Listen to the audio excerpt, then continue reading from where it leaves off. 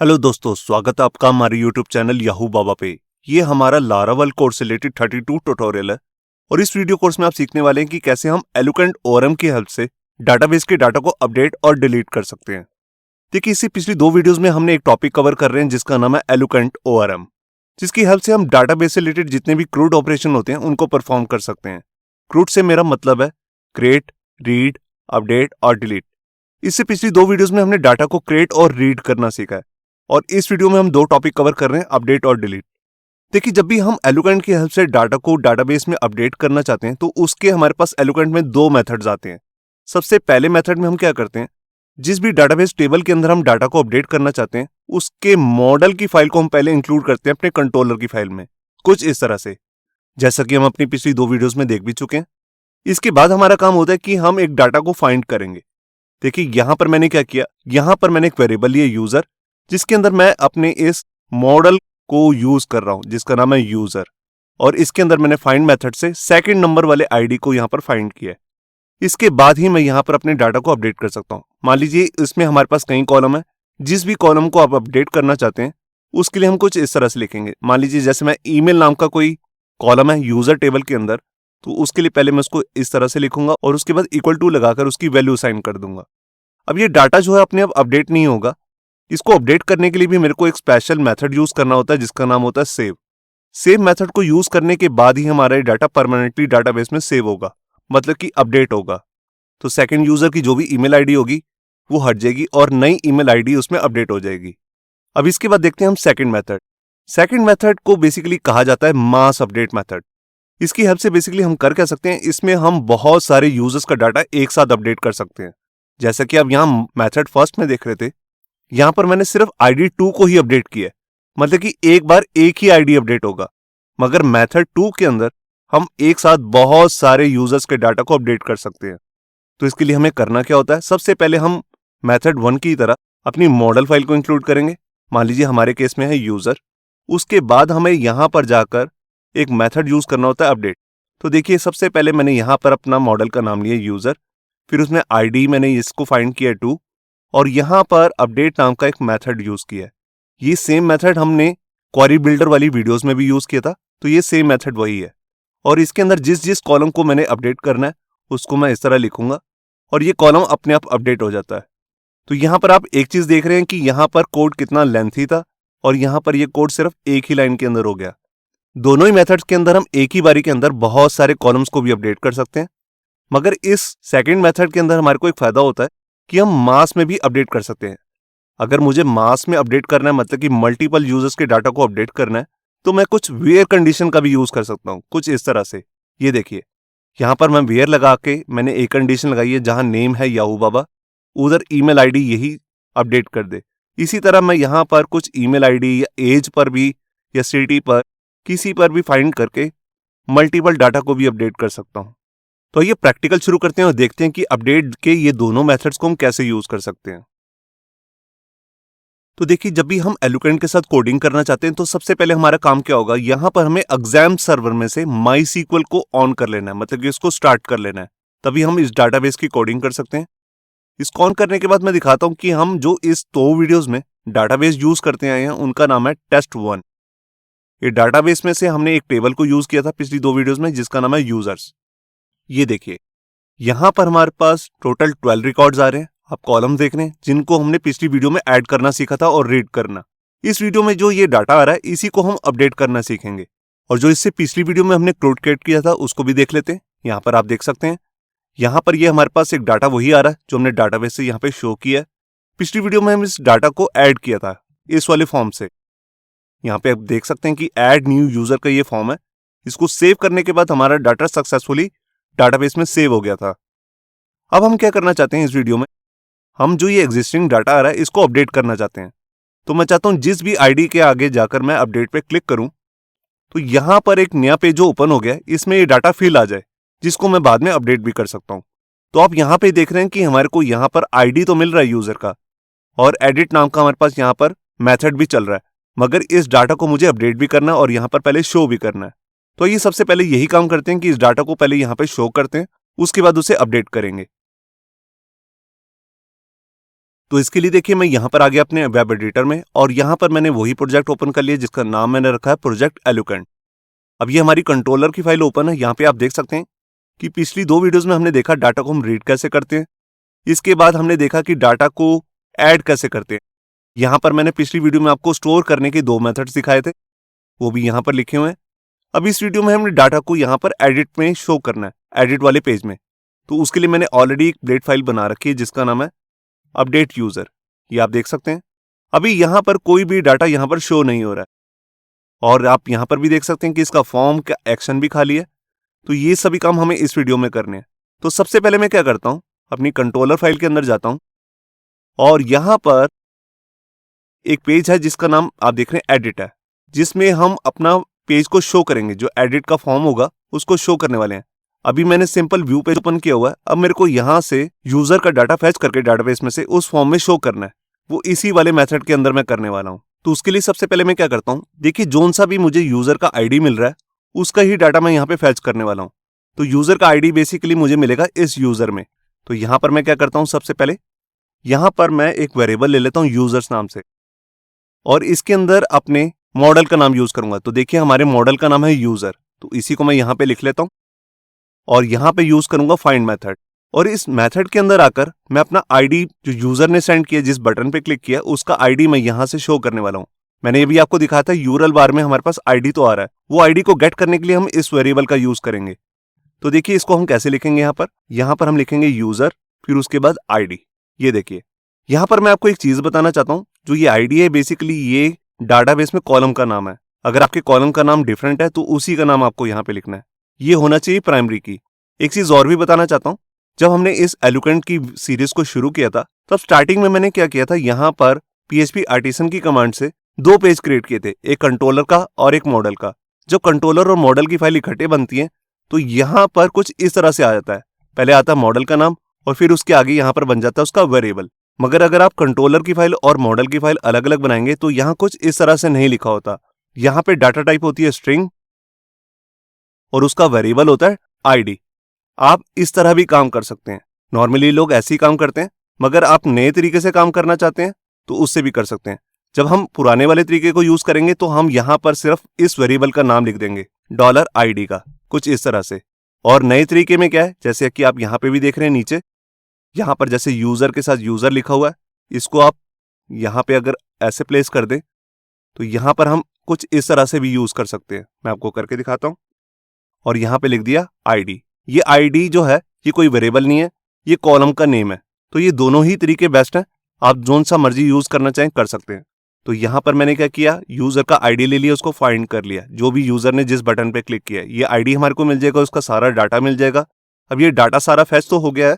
अब इसको मेरे को इस व्यू फाइल के अंदर सेंड करना है जिसका नाम है अपडेट यूजर। तो इसके लिए मैं यहाँ पे क्या करूंगा, यहाँ पर मैं अपना कॉम्पैक्ट मेथड यूज कर लेता हूँ और इसके अंदर आकर जिस नाम का हमारा वेरिएबल है इस नाम की एक वैल्यू सेंड कर दूंगा। ये देखिए अब सारा डाटा इस यूजर्स नाम की हमारी की के अंदर जा चुका है। अब इसके बाद हमें क्या करना है, हमें अपडेट वाले पेज के अंदर जाकर इन सारी वैल्यूज को शो करना है जो हमारे को डाटाबेस से मिली हैं। तो देखिए जैसे ये पेज ओपन होगा, अब मेरे को यहाँ पे क्या करना है, यहाँ पर एक वैल्यू नाम का एट्रीब्यूट यूज करना है जिसके अंदर जो भी हमारे पास डाटा फैच हो गया है उसको शो करना है।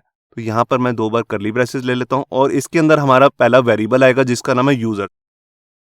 मैं आपको दिखा देता हूँ, जब हमने कंट्रोलर फाइल से इस डाटा को भेजा तो ये यूजर्स नाम की की से भेजा है। इसी नाम का मेरे को एक वेरिएबल यहाँ पे क्रिएट करना है और उसके बाद मैं यहाँ पे जाके क्या करूंगा, अपने कॉलम का नेम बताऊंगा। तो देखिए ये यूजर नेम है, तो मैंने डाटाबेस के लिए इसमें कॉलम ले रखा है नेम। तो इसी सारे वैल्यू को मैं कॉपी कर लेता हूँ और बाकी जितनी भी फॉर्म्स की फील्ड है उन सब में इस डाटा को डाल देता हूँ।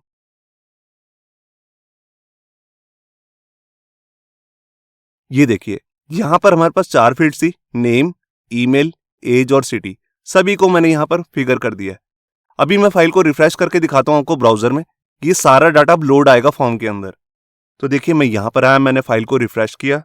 अब मैं किसी भी आईडी को जाके क्लिक करता हूँ। मान लीजिए 2nd नंबर पे आ रहा है सलमान खान, मैं इस पर क्लिक करता हूँ और ये देखिए सारा डाटा यहाँ पर फिल आ चुका है। आप देख सकते हैं मैं किसी और आईडी पे क्लिक करता हूँ, यहाँ आ रहा है शाहिद कपूर, मैं इस पे अपडेट पे क्लिक करता हूँ और ये देखिए इसका सारा डाटा फिल आ रहा है। अब मैं क्या करना चाहता हूँ, मैं चाहता हूँ कि अगर मैं इसकी एज चेंज करूँ, सिटी चेंज करूँ या फिर ईमेल आईडी, तो सेव पे जब क्लिक करूं तो ये डाटा अपडेट भी हो जाए। तो इसके लिए मुझे सबसे पहले क्या करना है, मुझे अपनी कंट्रोलर फाइल के अंदर जाना है और इसके लिए मैं आपको दिखाता हूं इसमें जो मेथड यूज होने वाला है सेव करने के लिए, वो है ये अपडेट मेथड। जो भी यूजर डाटा के फॉर्म को जब सबमिट करेगा तो वो इसी पेज पे आना चाहिए, मतलब कि इसी वाले मेथड पे। तो इसको यहाँ पर दो चीजें मिलेंगी, एक तो मिलेगा उसको फॉर्म की रिक्वेस्ट और एक मिलेगा यूजर का आईडी। यहाँ पर आप चेंज भी कर सकते हैं, मोस्टली यहाँ पर लोग लिखते हैं स्ट्रिंग और आईडी, आप उसको भी लिख सकते हैं। तो मैं उसी को लिख के दिखा देता हूँ आपको। मैंने आपको दोनों तरीके बता दिए हैं, ऊपर आपको यहाँ पर नए तरीके से भी यूज करके दिखाया है और पुराने तरीके में हम क्या करते हैं, यहाँ पर स्ट्रिंग लेकर $ID ले लेते हैं। आप इस तरह से भी कर सकते हैं। तो यहाँ पर अब मैं क्या करूंगा, इस डाटा को यहाँ पर सेव करके दिखाता हूँ। तो उसके लिए सबसे पहले मुझे करना क्या है, अपने फॉर्म के सबमिट को इस वाले मेथड पर लाना है। तो देखिए मैं उसके लिए क्या करता हूँ, यहाँ पर आप देख सकते हैं कि एक्शन अभी हमारा खाली पड़ा है। तो यहाँ पर अब मेरे को क्या करना है, यहाँ पर मैं अपना मेथड यूज करने वाला हूँ जिसका नाम होता है राउट, और राउट के अंदर मुझे अपडेट वाले मेथड का राउट पास करना है। तो ये आपको पता कहां से लगेगा, ये आपको पता लग सकता है टर्मिनल से। मैं एक बार टर्मिनल ओपन करता हूं, एक नई टर्मिनल बना लेता हूं यहां से। देखिए अब यहां पर जाकर एक कमांड लिखूंगा php artisan route list। ये देखिए, उसके बाद मैं यहां पर एक फ्लैग पास करूंगा हाइफन नेम, और नेम कौन सा, यूजर। जिस राउट के अंदर यूजर नेम पास हो रखा है वो सारे राउट मेरे को शो कर दे। और ये देखिए यहां पर आप देख रहे हैं कि हमारे पास सारे राउट ओपन हो चुके हैं। बेसिकली हम इसमें रिसोर्स कंट्रोलर यूज कर रहे हैं जो ये हमारे को अपने आप ही सारे राउट बना के देता है। तो अभी हम यहां पर जो मेथड यूज करने वाले हैं उसका नाम है user.update, और इसके अंदर एक मेथड यूज होगा पुट। देखिए जो पुट और पैच होते हैं ये बेसिकली हम अपडेट के लिए यूज करते हैं। आप इन दोनों में से कोई भी यूज कर सकते हैं। बस आपको यहाँ पे एक चीज का ध्यान देना है कि हमारे राउट का नाम है user.update। तो देखिए मैं यहां पर आया और यहां पर लिख लेता हूं user.update। ये देखिए अब इसी के साथ मेरे को एक यूजर का आईडी भी भेजना है कि जिस यूजर का मैं ये डाटा अपडेट कर रहा हूं उसी का आईडी पास होना चाहिए। तो उसके लिए मैं यहां पर एज ए सेकंड पैरामीटर अपने यूजर का आईडी भी भेजने वाला हूं। तो देखिए उसके लिए मैं लिखूंगा यूजर और यहां पर उसका आईडी। ये देखिए तो ये सब भी मैं उसमें भेज रहा हूं। अब जैसे ही यूजर इस बटन पर क्लिक करेगा जिसका नाम है सेव, तो ये डाटा इस वाले पेज पे राउट हो जाएगा, मतलब कि उस पेज पे रिडायरेक्ट हो जाएगा। अब ये मेथड अपने आप नहीं चलेगा, मतलब कि ये फॉर्म, यहां पर मेथड है पोस्ट, मगर मैंने अभी आपको दिखाया कि अपडेट करने के लिए यहां पर मेथड यूज होना चाहिए पुट। तो उसके लिए मैं यहां पर दो चीजें करने वाला हूं। सबसे पहले मैं यहां पर सिक्योरिटी टोकन पास कर देता हूं CSRF। इसको करने के बाद ही मैं यहां पर एक दूसरा मेथड यूज करूंगा। इस मेथड का नाम है पुट, क्योंकि अपडेट के केस में पुट मेथड ही चलता है, मगर यहां पर हम फॉर्म में पुट नहीं पास कर सकते। यहां पर सिर्फ दो ही मेथड होते हैं, गेट और पोस्ट। मगर लारावल हमारे को फैसिलिटी देता है कि हम अलग से भी मेथड पास कर सकते हैं। तो मैंने यहां पर पास कर दिया पुट, मगर ऊपर ही लिखना है पोस्ट ही लिखना है आपको। तो ये हमारा काम कंप्लीट हो चुका है इस पेज का। मैं इस फाइल को सेव कर देता हूं। अब यूजर जब भी इस फॉर्म को सबमिट करेगा, इस पूरे पेज के फॉर्म को सबमिट करेगा या अपडेट करेगा, कुछ भी करेगा, उसमें चेंजेस करके अपडेट करेगा, तो ये फॉर्म यहां पर सबमिट हो जाएगा हमारे इस वाले पेज में। अब यहां पर जब भी मेरे को उस फॉर्म को सेव करना है, तो मैंने आपको बताया कि इसके लिए हमारे पास अपडेट करने के लिए दो मेथड्स होते हैं। अब यहां पर हम करेंगे क्या, सबसे पहले हम जो यूजर ने आईडी भेजा उसको फाइंड करते हैं। तो मैं सबसे पहले यहां पर एक यूजर नाम का एक वेरिएबल बना रहा हूं, जिसके अंदर यूजर नाम का मॉडल मैं यूज कर रहा हूं जो हमारे मॉडल का नाम है, और उसके अंदर मैं यहां पर फाइंड मेथड यूज करने वाला हूं। और इसके अंदर हमारे पास आईडी आएगा जो आएगा इस वाले वेरिएबल के अंदर। ये देखिए तो यहां पर मैंने आईडी पास कर दिया। ये सारा डाटा हमारे पास फैच होके आ जाएगा यूजर नाम के वेरिएबल के अंदर। अब मैं कोई भी डाटा अपडेट कर सकता हूं। तो मैं जितनी भी हमारे पास फील्ड्स हैं उन सभी के नेम यहां पे ले लेता हूं। अब ये बिल्कुल काम वैसे ही करना है जैसे कि हमने ऐड वाले फॉर्म में किया था। ये देखिए कुछ इस तरह से, और इसके बाद सेव का बटन। तो यहीं से मैं कॉपी कर लेता हूं।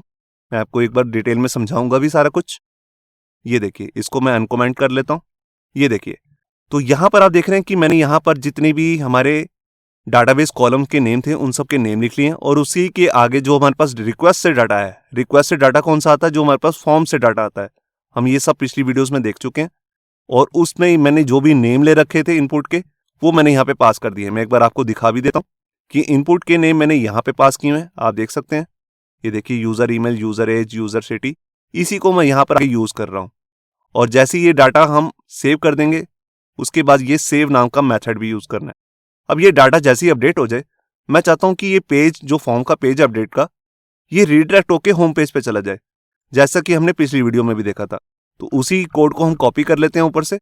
ये देखिए रीडायरेक्शन का पूरा कोड है, इसको कॉपी किया और यहां पर आकर मैंने इसे पेस्ट कर दिया। ये देखिए अब ये क्या कह रहा है, ये कह रहा है कि जैसी पेज सेव हो जाए तो ये रीडायरेक्ट हो जाए किस राउट पे, यूजर डॉट इंडेक्स। जो होम पेज का राउट है उसका नाम होता है यूजर डॉट इंडेक्स, और वहां पर मैं एक मैसेज भी भेज रहा हूं।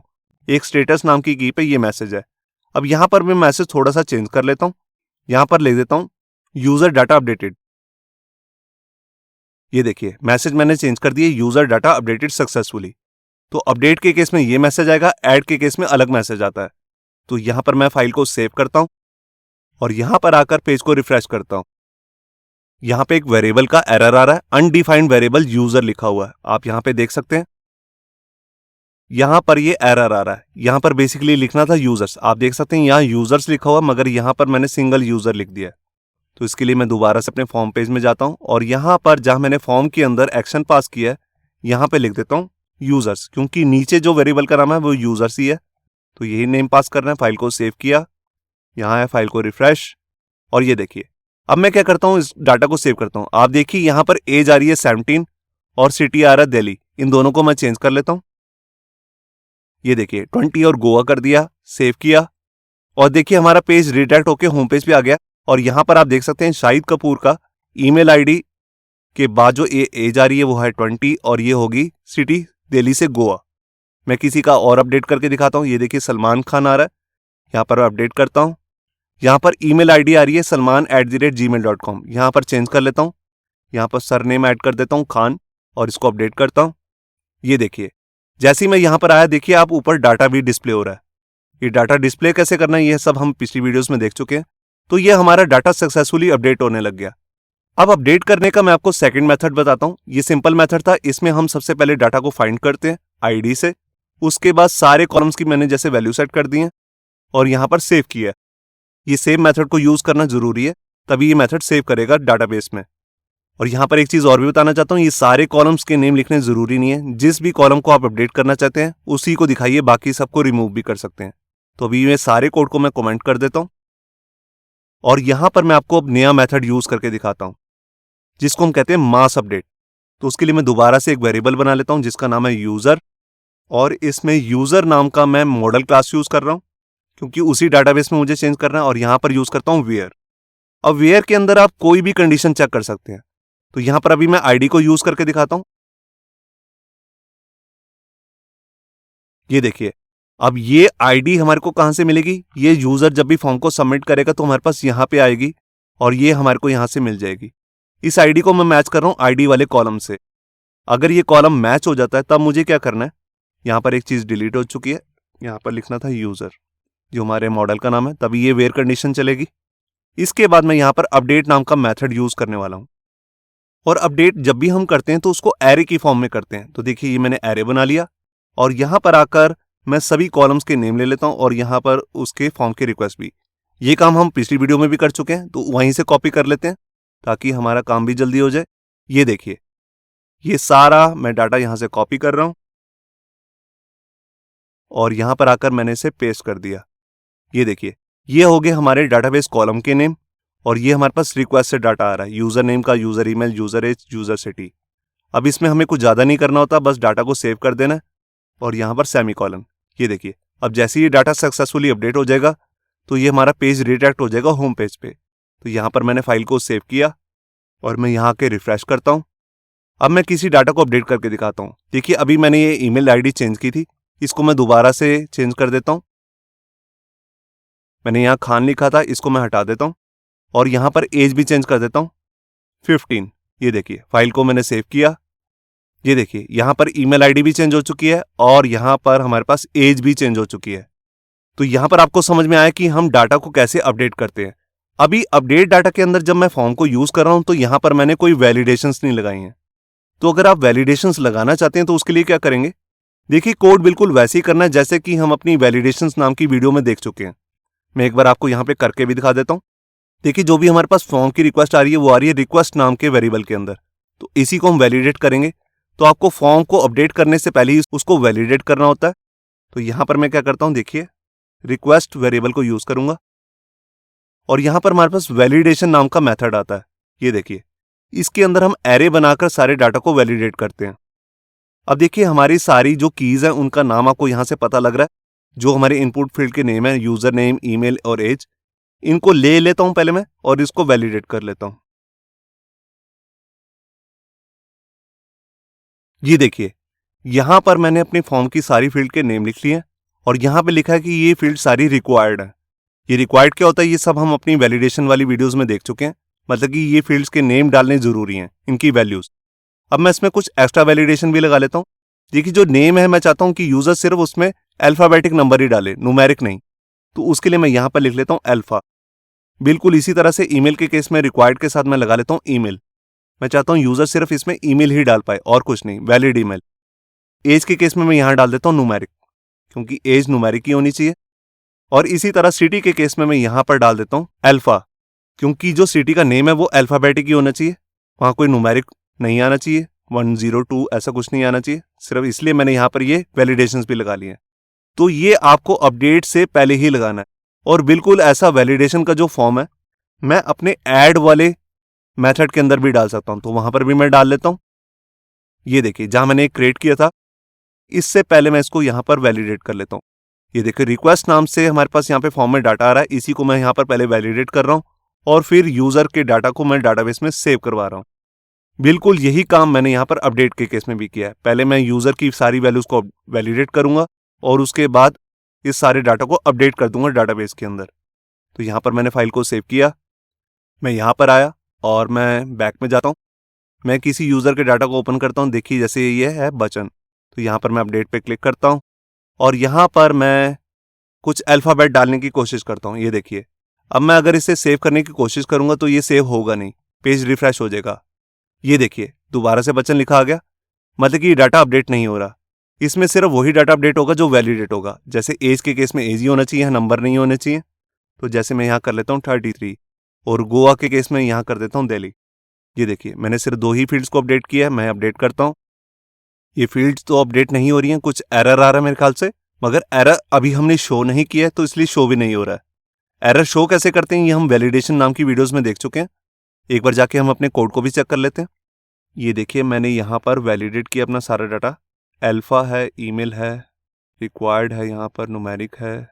देखिए यहाँ पर कुछ एरर तो मुझे नजर नहीं आ रही है, मगर मैं यहाँ क्या करता हूँ, इसका एरर को प्रिंट करके देखता हूँ, शायद उसे कुछ पता लग जाए। तो यहाँ पर देखिए, मैं व्यू फाइल में आ गया जहां पर ये हमारा फॉर्म सबमिट नहीं हो रहा। तो यहाँ पर सबसे पहले मैं प्री टैग लगा लेता हूँ और यहाँ पर आकर सबसे पहले मैं क्या करने वाला हूँ, अपना PHP फंक्शन यूज करने वाला हूँ, एंड PHP, और इसके अंदर कर देता हूँ प्रिंट आर। और यहाँ हमारे पास ग्लोबल वेरिएबल आता है जिसका नाम होता है एरर्स, जिसका मैं सारे मेथड्स को देखना चाहता हूँ, मतलब कि ऑल एरर्स को मैं यहाँ पे शो करना चाहता हूँ। ये देखिए कुछ इस तरह से। तो यहाँ पर मैंने फाइल को सेव किया, तो देखिए मैं यहाँ पर आया, मैंने पेज को रिफ्रेश किया, तो देखिए आप यहाँ पर एक एरर दिख रहा है, मतलब कि एरे है जो ये भी खाली है। मैं इस फॉर्म को वैसे ही सबमिट करता हूँ तो हमारे को एरर पता लग जाएगा। ये देखिए यहाँ पर आ रहा है user field must be contain letters. तो मैंने यहाँ पर यूजर नेम के लिए लिया अल्फा, रिक्वायर्ड तो जरूरत ही है। मैं यहाँ पर दूसरा चेंज कर लेता हूँ, मैं यहाँ कर लेता हूँ स्ट्रिंग, कि सिर्फ स्ट्रिंग वैल्यू ही आए। तो ये मैंने कर दिया। मैंने यहाँ पर फाइल को सेव किया, मैं यहाँ पर आया और मैं पेज को रिफ्रेश करता हूँ। ये मैंने इसको रिटर्न करके देखा तो यहाँ पर ये सही दिख रहा है। मैं क्या करता हूँ, यहाँ पर मैंने रिटर्न लगाया था, इसको मैं हटा देता हूँ अभी। अब ये फॉर्म सबमिट हो जाना चाहिए। मैं फाइल को सेव करके देखता हूँ। देखिए मैं यहाँ पर आया, अभी कोई एरर नहीं है। मैं यहाँ पर चेंज कर लेता हूँ, एज चेंज कर लेता हूँ 22 और यहाँ पर कर देता हूँ दिल्ली। ये देखिए मैंने 2 फील्ड्स को चेंज किया, सेव किया। ये देखिए ये यहाँ रिडायरेक्ट भी हो गया और यहाँ चेंजेस भी हो गए। तो ये अब हमारा फॉर्म जो वो वैलिडेट भी हो रहा है और फॉर्म सेव भी कर रहा है, मतलब कि अपडेट भी कर रहा है। और जो मैंने यहाँ पर एरर मैसेज शो किया, इसको मैं हाइड कर देता हूँ। अगर आप शो करना चाहते हैं कर सकते हैं, आपकी मर्जी है। मैं इसको कमेंट कर रहा हूँ। तो यहाँ पर मैंने फाइल को सेव किया। अब यहाँ पर आप देख सकते हैं हमने 2 मेथड देख लिए अपडेट करने के। अब इसके बाद हम देखते हैं डिलीट मेथड। तो देखिए डिलीट करने के लिए एलुकेंट के अंदर हमारे पास यहाँ पे 3 तरीके आते हैं। सबसे पहले मेथड में हम यहाँ पे क्या करते हैं, यहाँ पर हमारे को सबसे पहले अपनी इंक्लूड कर लेनी है अपनी मॉडल की फाइल, जैसा कि हम अपनी पिछली वीडियोस में देख चुके हैं।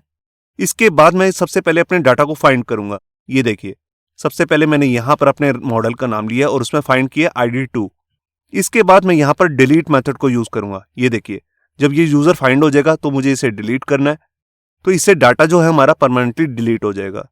अब इसी तरह हमारे पास एक दूसरा मेथड भी आता है जिसको हम कहते हैं मास डिलीट मेथड। बेसिकली ये जो मेथड होता है ये सिर्फ हम आईडी से कर सकते हैं, मगर इसमें और फाइंड में डिफरेंस होता है। मैं अभी आपको दिखाता हूँ। देखिए, इसमें हमें सबसे पहले यहाँ पर अपने मॉडल की फाइल को इंक्लूड करना है और यहाँ पर हमें डाटा को फाइंड करने के लिए एक ही कमांड लिखनी है और वो डिलीट का भी काम करेगी और फाइंड का भी। तो यहाँ पर इसका नाम है डिस्ट्रॉय। डिस्ट्रॉय के अंदर हम जो भी आईडी पास करेंगे ये उसको ढूंढेगा और उसको डिलीट कर देगा। तो ये दिखने में बिल्कुल सेम फाइंड की तरह ही लग रहा है, मगर इसमें एक डिफरेंस होता है डिस्ट्रॉय में। डिस्ट्रॉय मेथड को यूज करके हम मल्टीपल यूजर्स के डाटा को भी डिलीट कर सकते हैं, तभी इसका नाम है मास डिलीट। जैसे कुछ इस तरह से, ये देखिए मैंने यहाँ पे 3 आईडी डाल दी है, 1, 2 और 3। तो ये तीनों आईडीज को रिमूव कर देगा। और बिल्कुल इसी तरह से मैं यहाँ पर एरे की फॉर्म में भी इसे ले सकता हूँ, कुछ इस तरह से। यहाँ देखिए मैंने राउंड ब्रेसेस के अंदर एरे लिया और इसके अंदर मल्टीपल आईडी पास कर दिए। इसकी कोई लिमिट नहीं है, यहाँ पर आप जितने मर्जी आईडी पास करना चाहें वो कर सकते हैं। मगर आपको एक चीज हमेशा ध्यान रखनी है यहाँ पर कि जो डिस्ट्रॉय मेथड है वो सिर्फ आईडी के साथ ही चलता है। मगर अगर हम बिना आईडी के किसी पर्टिकुलर, जैसे ईमेल आईडी जहां पर एग्जिस्ट कर रही है उसको डिलीट करना है या किसी और तरीके का डाटा को फाइंड करके डिलीट करना है, तो वहां पर हम इसी मेथड का यूज करेंगे। वहां पर हम फाइंड की जगह पर वेयर मेथड का यूज करेंगे। पहले उस डाटा को ढूंढेंगे और फिर डिलीट कमांड चलाएंगे, तो वो मल्टीपल डाटा डिलीट भी हो सकता है। मगर डिस्ट्रॉय के केस में सिर्फ आईडी से ही आप डिलीट कर सकते हैं। डिलीट करने के लिए हमारे पास एक थर्ड मेथड भी होता है जिसका नाम होता है यहाँ पर ट्रंकेट। देखिए, जो ट्रंकेट होता है ये दूसरे 2 मेथड से अलग है। ये सिर्फ हम तभी यूज करते हैं अगर हमने सारे टेबल के डाटा को डिलीट करना हो। अगर मतलब कि हमारे पास कोई एक टेबल है, जैसे मान लीजिए यूजर नाम से, उसके अंदर हमने सारे डाटा को रिमूव करना है, तो हम ट्रंकेट कमांड का यूज करते हैं। ये काम हम फाइंड मेथड से भी कर सकते हैं। फाइंड की जगह पे अगर मैं यहाँ पे ऑल लिख दूंगा और फिर डिलीट मेथड का यूज करूंगा, तब भी डाटा सारा रिमूव हो जाएगा। मगर जो डिलीट मेथड करता है और ट्रंकेट, इसमें एक डिफरेंस होता है। सबसे पहले जो है हमारा ट्रंकेट मेथड, वो सारे डाटा को तो रिमूव करेगा ही करेगा, उसके साथ ये जो हमारा आईडी वाला कॉलम होता है, जो हमारा बेसिकली प्राइमरी की का कॉलम होता है, उसको रीसेट भी कर देता है। मतलब कि जो उसका ऑटो इंक्रीमेंट फीचर होता है उसको ये रीसेट कर देता है। रीसेट से मेरा मतलब है, मान लीजिए उसमें पहले से ही 10 रिकॉर्ड आ रहे थे, अगर मैं डिलीट मेथड से सारे डाटा को डिलीट कर देता हूं, उसके बाद जब मैं नया मेथड डालूंगा तो वो उसका जो आईडी आएगा वो 11 से शुरू होगा, 11, 12, 13। मगर ट्रंकेट में ऐसा नहीं होगा। अगर मैं सारे डाटा को रिमूव कर देता हूं, उसके बाद मैं जब नया डाटा डालूंगा तो वो ऑटो इंक्रीमेंट रीसेट की वजह से 1 से ही स्टार्ट होगा, 1, 2, 3। तो ये दोनों में डिफरेंस होता है। इस कमांड का यूज हम रेयर ही करते हैं जब हमने सारे डाटा को डिलीट करना हो। मोस्टली जो कमांड यूज होती है वो होती है डिलीट या फिर डिस्ट्रॉय। तो आइए इन दोनों का एग्जांपल देख लेते हैं। तो देखिए, जैसे ये हमारा कोड लगभग रेडी है, अब इसमें सिर्फ डिलीट की कमांड रह गई है। अब मैं क्या चाहता हूं कि यूजर जैसे ही इस डिलीट बटन पे क्लिक करे तो यहां पर ये डाटा जो है डिलीट हो जाए और ये पेज रिफ्रेश हो जाए। तो उसके लिए मुझे करना क्या होगा? तो उसके लिए सबसे पहले मुझे जाना अपनी मेन फाइल में, जो मतलब कि होम पेज की फाइल है, जहां पर हमारा ये डिलीट का बटन शो हो रहा है। वहां पर मैं जाता हूं। ये देखिए, अब जैसे हम पिछली वीडियो में देख रहे थे कि मैंने 2 राउट्स बनाए थे, एक था व्यू पेज के लिए और एक था यूजर एडिट वाले पेज के लिए। मगर इस तरह का राउट मैंने इसमें पास नहीं किया था। मैंने आपको बताया था कि जब हम एलुकेंट के साथ इस तरह से डाटा को डिलीट करना चाहते हैं तो इसका तरीका अलग होता है। वो तरीका अलग क्यों होता है मैं अभी आपको दिखाता हूं। देखिए, अभी मैंने आपको ये इस तरह के राउट दिखाए थे जिसमें हमारा यूजर नेम आ रहा है। तो यहां पर डिलीट करने के लिए आप देख सकते हैं कि यहां पे मेथड आता है यूजर डॉट डिलीट। आप इस बात पे गौर कीजिए, यहां पर मेथड आ रहा है डिलीट करने के लिए डिलीट, ना कि पोस्ट, ना कि पुट, ना कि गेट। यहां सिर्फ डिलीट आ रहा है। तो ये डिलीट मेथड भी हमें पास करना होता है।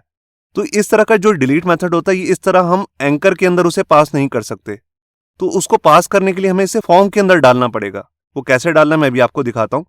तो उसके लिए सबसे पहले मैं यहां क्या करता हूं, इस टीडी टैग के आगे एंटर लगा देता हूं और यहां पर एक फॉर्म शुरू करता हूं, फॉर्म टैग। इसके अंदर सबसे पहले मैं मेथड ले लेता हूं, पोस्ट, और यहां पर जो एक्शन है मैंने अभी आपको दिखाया उसका नाम होता है यूजर डॉट डिस्ट्रॉय। तो बिल्कुल वैसे ही मैं ले लेता हूं। ये देखिए, यहां पर मैंने अपना यूजर डॉट डिस्ट्रॉय मेथड को कॉल कर लिया है, जो मैंने अभी आपको दिखाया हमारी कंट्रोलर फाइल के अंदर यहां पे बना होता है। ये देखिए लास्ट में डिस्ट्रॉय। अब इसको चाहिए यूजर का आईडी, तो वो भी हमें यहां से सेंड करना पड़ेगा। तो यहां पर एज ए सेकंड पैरामीटर मैं उस आईडी को भी ले लेता हूं। तो आईडी बेसिकली हमारे को इस तरह से मिल रहा है। मैं इसी को यहाँ से कॉपी कर लेता हूँ और यहाँ पर पेस्ट कर देता हूँ। ये देखिए, तो ये मैंने फॉर्म के अंदर अपना राउट तो सेट कर लिया, मतलब कि एक्शन फाइल। अब इसके अंदर हम एंकर टैग को यूज नहीं करते हैं, यहाँ पर हम यूज करते हैं बटन टैग को। तो अभी के लिए मैं क्या करता हूँ, पहले फॉर्म की यहाँ पर एंटर करता हूँ और यहाँ पर मैं जहाँ मैंने एंकर टैग लिया हुआ यहाँ पर मैं ले लेता हूँ बटन टैग। इसकी टाइप ले लेता हूँ सबमिट। इस पे क्लासेस यही लगे रहने देता हूँ जो मैंने एंकर के लिए लगाई थी, ताकि सेम ही लुक मिलती रहे। और यहाँ पर मैं बटन टैग को क्लोज कर लेता हूँ। ये देखिए, तो ये मेरा इस फॉर्म का काम कंप्लीट हो चुका है। अब जब भी मैं इस पे क्लिक करूंगा तो हमारे को आईडी मिल जाएगा और इस आईडी को मैं कहां पर भेजने वाला हूं, user.destroy वाले मेथड पे। तो यहां पर इस फाइल को मैंने सेव किया। अब मैं चले जाता हूं अपनी कंट्रोलर फाइल के अंदर। ये देखिए, यहां पर हमारे को आईडी मिलेगा। तो देखिए, अगर आप इस तरीके को यूज करना चाहते हैं तो इसको भी कर सकते हैं, अगर आप पुराना तरीका यूज करना चाहते हैं वो भी कर सकते हैं। तो मैं अपना ओल्ड वे ही ले लेता हूं। यहाँ पर लिख लेता हूं स्ट्रिंग और यहां पर मुझे मिल रहा है आईडी। ये देखिए, अब इसके बाद मुझे क्या करना है, सबसे पहले अपने यूजर के डाटा को फाइंड करना है, जो मैं सबसे पहला वाला तरीका बता रहा हूँ, डिलीट मेथड वाला। तो उसके लिए मैं यहाँ पर ले लेता हूँ यूजर और यहाँ पर क्या करता हूँ, यूजर नाम का अपना मॉडल क्लास को यूज कर लेता हूँ और यहाँ पर पहले करूंगा फाइंड। फाइंड में क्या करने वाला हूँ, टू नहीं, बेसिकली मेरे को यहाँ पे आईडी पास करना है। जिस भी यूजर पे मैं क्लिक करूंगा उसी का आईडी यहाँ पर फाइंड में पहले जाएगा और फिर मुझे उसी को डिलीट करना है। तो यहाँ पर मैं लिख लेता हूँ यूजर और इसके आगे डिलीट मेथड। ये देखिए, बस इतना सा ही काम है। पहले हमें यूजर के डाटा को फाइंड करना है और उसके बाद उसको रिमूव कर देना है। ये फाइंड कौन सा डाटा करना है, जो यूजर जिस बटन पे क्लिक करेगा उसी का आईडी हमारे को यहाँ पे पास करवा देना है। तो ये काम कंप्लीट हो चुका है। इस फाइल को सेव करके आपको चेक कराता हूँ। देखिए, मैं यहाँ पर आया, पेज को रिफ्रेश किया। अब देखिए, मैं किसी एक डाटा को रिमूव करता हूँ। तो यहाँ पर 4th नंबर पे है शाहिद कपूर। मैं डिलीट पे क्लिक करता हूँ। यहाँ पे देखिए मेथड क्या आ रहा है, ये कह रहा है method post is not supported. यहाँ पर आप डिलीट वगैरह यूज कर सकते हो। मैंने भी आपको दिखाया था कि इसके लिए हमारे को डिलीट मेथड का यूज करना है। तो हमने एक चीज मिस कर दी है, मैं भी आपको दिखाता हूँ। यहाँ पर जहां मैंने ये फॉर्म लिया है, यहाँ पर मुझे एक सेव टोकन भी पास करना है, CSRF। इसके बाद मुझे इसमें मेथड भी पास करना है, डिलीट। ये देखिए, बिना डिलीट मेथड को यूज किए आप इस बटन से किसी भी डाटा को रिमूव नहीं कर सकते, क्योंकि हम यहाँ पर रिसोर्स कंट्रोलर यूज कर रहे हैं और रिसोर्स कंट्रोलर के अंदर जो ये डिस्ट्रॉय मेथड होता है, इसमें हमें यहाँ पर जरूरत होती है डिलीट नाम के मेथड की। तो जब हम ये पास करेंगे तब ये डाटा डिलीट होगा। तो यहाँ पर मैंने फाइल को फिर से सेव किया। मैं यहाँ पर आया, बैक जाता हूँ और पेज को रिफ्रेश करके फिर से 4th नंबर को डिलीट करने की कोशिश करता हूँ। ये देखिए, मैं डिलीट पे क्लिक करता हूँ। ये व्हाइट पेज आ चुका है, कोई एरर नहीं आया, इसका मतलब डाटा रिमूव हो चुका होगा। मैं पीछे जाता हूँ और यहाँ पर रिफ्रेश करके देखता हूँ। तो देखिए, यहाँ पर 4th नंबर का डाटा जो है वो रिमूव हो चुका है। अब मैं क्या चाहता हूँ, जैसे ही हमारा डाटा ये रिमूव हो जाए तो ये रीडायरेक्ट हो जाए दोबारा से होम पेज पे, मतलब कि होम पेज दोबारा से रिफ्रेश हो जाए। तो उसके लिए मुझे क्या करना होगा, मैं अपनी कंट्रोलर वाली फाइल के अंदर गया और देखिए, जैसे ये हमने रीडायरेक्शन लगाया था, इसी को मैं रीयूज कर लूंगा और यहाँ पर आकर सबसे नीचे रीडायरेक्ट करूंगा दोबारा से होम पेज पे और स्टेटस में चेंज कर देता हूँ data deleted successfully. User data कर देता हूँ यूजर डाटा डिलीटेड सक्सेसफुली। ये देखिए, तो यहाँ पर मैंने फाइल को सेव किया, यहाँ के रिफ्रेश, और ये देखिए, जैसे 3 नंबर के डाटा को मुझे रिमूव करना है, मैं डिलीट करता हूं। ये देखिए, यहां से 3 नंबर का डाटा भी रिमूव हो गया और ऊपर मैसेज भी आ चुका है, यूजर डाटा डिलीटेड सक्सेसफुली। तो ये था एक तरीका जिससे हम डाटा को रिमूव कर सकते हैं। यहां पर मैं आपको एक चीज बताना चाहता हूं। देखिए, जब हम यहां पर ये अपना डिलीट मेथड को यूज करते हैं तो हम जरूरी नहीं कि आईडी से ही यहां पर रिमूव करेंगे, मतलब कि जो प्राइमरी की होता है। यहां पर हम वेयर मेथड वगैरह भी यूज कर सकते हैं। तो मैं एक एग्जांपल आपको करके दिखा देता हूं। देखिए, जैसे मैं यहां लिखता हूं वेयर, मैं जैसे मान लीजिए ईमेल आईडी से सर्च करके उसको डिलीट करना चाहता हूं, ईमेल आईडी स्लैश, और यहां पे एक ईमेल आईडी में सर्च भी कर लेता हूं। देखिए, मान लीजिए मैं यहां पर ये आमिर को डिलीट करना चाहता हूं, जिसकी ईमेल है amir@gmail.com। तो कॉपी किया, मैं यहां पर आया, इसे पास कर दिया। अब ये क्या करेगा, पहले इस यूजर मॉडल में इस कॉलम को चेक करेगा जिसमें कॉलम की आईडी, मतलब कि उस रो की आईडी जिसका amir@gmail.com वैल्यू है, उसको ढूंढ के यहां पर उसको डिलीट करेगा और दोबारा से पेज को रिडायरेक्ट कर देगा। अब इसमें इस आईडी का कोई काम नहीं है, मतलब कि अब मैं किसी भी बटन पे अगर क्लिक करूंगा तो ये बटन चल जाएगा। ये सिर्फ मैं आपको टेस्टिंग के लिए दिखा रहा हूं एक्चुअल में हम इस तरह से डिलीट नहीं करेंगे, हम इसे किसी और फॉर्म का फिल्टर बना के हम इसे ऐसे डिलीट करते हैं। तो अभी मैं इस फाइल को सेव करता हूं और यहां आता हूं, रिफ्रेश करता हूं। अभी आप यहां पे देख रहे हैं 6 नंबर का आईडी आ रहा है, जिसमें ये ईमेल आईडी भी आ रही है, ये हमने पास की है। अब मैं यहां पर किसी भी बटन पे क्लिक कर देता हूं, जैसे मान लीजिए मैंने इस पे क्लिक कर दिया, तब भी ये डाटा रिमूव हो जाएगा। ये देखिए 6 नंबर का आईडी रिमूव हो चुका है। तो यहां पर मैं सिर्फ आपको अभी यही दिखाना चाहता था कि यहां पर मैं वेयर मेथड भी यूज कर सकता हूं। अगर मैं यहां पर जैसे सिटी पास कर दूं और यहां लिख दूं दिल्ली, तो दिल्ली के जितने भी यूजर हैं वो सारे एक साथ डिलीट हो जाएंगे। तो अभी के लिए मैं इसे कंट्रोल Z कर लेता हूं, क्योंकि एक्चुअल लाइफ में हम इस तरह से यूज करते हैं, मगर हम फिल्टर वगैरह लगाकर उस तरह से भी रिमूव कर सकते हैं। अब मैं आपको डिलीट करने का दूसरा मेथड दिखाता हूं, जिसका नाम होता है डिस्ट्रॉय। तो मैं क्या करता हूं, इसको कमेंट कर देता हूं और यहां पर लिखूंगा सीधा ही यूजर, जो हमारे कंट्रोलर का नाम है, और उसी का मेथड आता है जिसका नाम होता है डिस्ट्रॉय। ये देखिए, अब डिस्ट्रॉय का फायदा क्या है, हम इसमें एक आईडी पास कर दें उसको भी रिमूव कर देगा, या जो भी हम बटन पे क्लिक कर रहे हैं वो आईडी भी इसमें पास कर सकते हैं। ये देखिए, इस तरह भी हम कर सकते हैं। मैं यहां पर सेमीकोलन लगा लेता हूं। पहले मैं आपको यही करके दिखाता हूं, इसके बाद मैं मल्टीपल रिकॉर्ड्स को भी रिमूव करके दिखाऊंगा। तो देखिए, मैं यहां पर आया, फाइल को रिफ्रेश किया। अब मैं यहां पर आके ये 5 रिकॉर्ड को रिमूव कर देता हूं, यहां पर डिलीट किया, और ये देखिए इससे भी हमारा डाटा रिमूव हो गया सक्सेसफुली। मगर इसमें हमारे को एक फायदा होता है कि हम यहां पर मल्टीपल आईडी भी पास कर सकते हैं। अभी मैं आपको मैनुअली करके दिखा रहा हूं। जैसे मान लीजिए मैं यहां पर 8 और 9 को डिलीट करना चाहता हूं, तो उसके लिए मैं यहां पर सीधा ही लिख देता हूं 8,9। आप इस तरह भी पास कर सकते हैं, या यहां पर स्क्वायर ब्रेसेस भी ले सकते हैं, कुछ इस तरह से। दोनों तरीके ही सही हैं, जैसा भी आप करना चाहें वैसा कर सकते हैं। अब क्या होगा, मैं किसी भी बटन पे क्लिक करूंगा तो 8 और 9 नंबर का रिकॉर्ड है वो रिमूव हो जाएगा। मैं यहां आया, फाइल को रिफ्रेश किया और यहां कर किसी भी बटन पे क्लिक कर देता हूं। ये देखिए, यहां पर 8 और 9 नंबर के रिकॉर्ड जा चुके हैं। तो इस तरह का मेथड तभी यूजफुल है अगर आपने एक साथ बहुत सारे डाटा को रिमूव करना हो, और वो भी आईडी के बेसिस पे। यहां पर हम वेयर कंडीशन नहीं यूज कर सकते, जैसे कि हम डिलीट के केस में देख रहे थे, यूजर के साथ मैंने अभी वेयर मेथड यूज करके दिखाया था, वो हम यहां पर नहीं कर सकते। तो ये भी एक मेथड है। इसकी जगह पे एक थर्ड मेथड भी आता है, उसको मैं यूज नहीं करके दिखा रहा, मगर उसको लिखेंगे कैसे, जैसे यूजर ट्रंकेट। ये मेथड बेसिकली करेगा क्या, ये सारे यूजर वाले टेबल को रिमूव कर देगा, मतलब कि उसके जितने अंदर डाटा आ रहा है उस सबको डिलीट कर देगा, और उसके जो ऑटो इंक्रीमेंट वाला जो हमारा कॉलम है जैसे आईडी, उसको भी रीसेट कर देगा। तो ये इसका काम होता है। मैं इसको चला के नहीं दिखा रहा हूं, इसको बेसिकली हमें वहां लगाना चाहिए जहां हमने ऐसा बटन बना रखा हो, डिलीट ऑल या ऐसा कोई बटन, तो वहां पर हम इसे यूज कर सकते हैं। तो अभी मैं इसे कमेंट कर देता हूं और इसी को एक्टिवेट कर देता हूं, जो हमारा मेन यूज होता है कोड, डिलीट वाला। तो ये काफी फेमस मेथड है, इसी को सारे यूज करते हैं। मैं इस फाइल को सेव कर देता हूं। तो यहां पर देखिए हमारा सारा कोड रेडी हो चुका है, जिसमें हम डाटा को रीड कर रहे हैं, नया डाटा ऐड कर रहे हैं, व्यू कर रहे हैं, डिलीट कर रहे हैं और अपडेट कर रहे हैं। यही कोड का फंक्शन होता है। बस इसमें एक चीज रह गई है, पेजिनेशन लगाना। तो मैं आपको बता देता हूं एलोकेंट में पेजिनेशन कैसे लगती है। ये ऑलमोस्ट सेम ही लगती है वैसे, जैसे हमने क्वेरी बिल्डर के साथ किया था, तो इसमें कोई डिफरेंस नहीं है। एक बार मैं आपको उसको भी लगा के दिखा देता हूं। तो उसके लिए मुझे करना क्या है, देखिए मैं अपने सबसे ऊपर वाले मेथड पे जाता हूं, जहां पर मैं डाटा को शो कर रहा हूं, जो हमारा इंडेक्स नाम का मेथड है। यहां पर पहले मैंने लिखा था ऑल।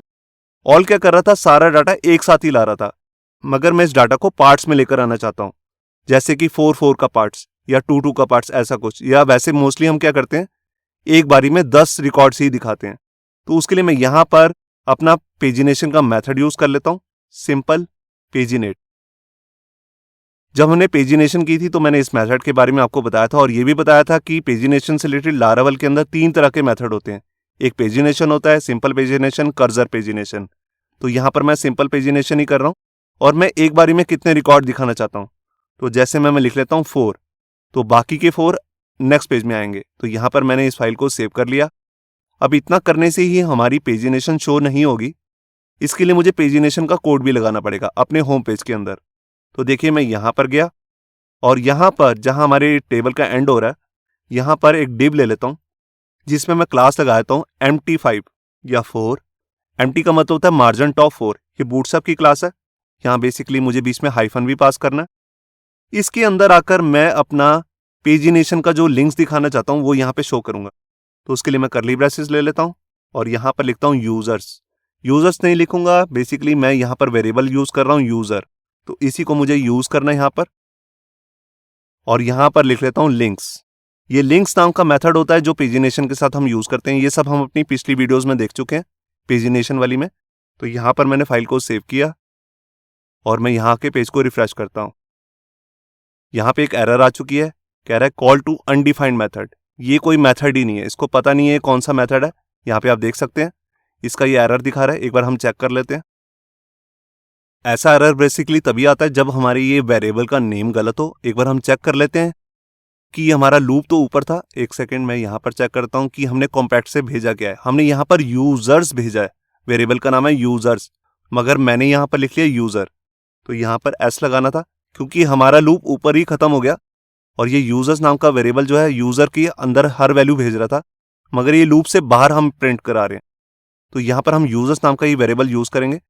फाइल को मैंने सेव किया और यहाँ कर रिफ्रेश, और ये देखिए यहाँ पर सिंपल पेजिनेशन आ चुकी है। ये 1 2 3 वाली नहीं है, ये है सिंपल पेजिनेशन। अब मैं नेक्स्ट पे क्लिक करता हूँ तो नेक्स्ट 4 रिकॉर्ड्स आ जाएंगे। अभी यहाँ पर 3 थे, मतलब कि टोटल हमारे पास 7 रिकॉर्ड्स है। मैं इस पे आता हूँ वापस और ये देखिए। तो इस तरह हम अपनी पेजिनेशन का भी यूज कर सकते हैं। पेजिनेशन पे मैंने ऑलरेडी डेडिकेटेड वीडियो बना रखी है, अगर आपने वो नहीं देखी तो ऊपर उसका लिंक भी मिल जाएगा। तो ये था हमारा इस वीडियो का ट्यूटोरियल। इससे नेक्स्ट वीडियो में हम सीखने वाले हैं अपडेट से रिलेटेड कुछ नए मेथड्स, तो उस वीडियो को भी देखना मत भूलिए। होप सो आपको ये हमारा वीडियो ट्यूटोरियल अच्छा लगा होगा। अगर अच्छा लगा है तो वीडियो को प्लीज़ लाइक करना मत भूलिए। अगर आप ऐसे ही रेगुलर अपडेट चाहते हैं तो हमारे चैनल याहू बाबा को सब्सक्राइब करना मत भूलिए। Thank you.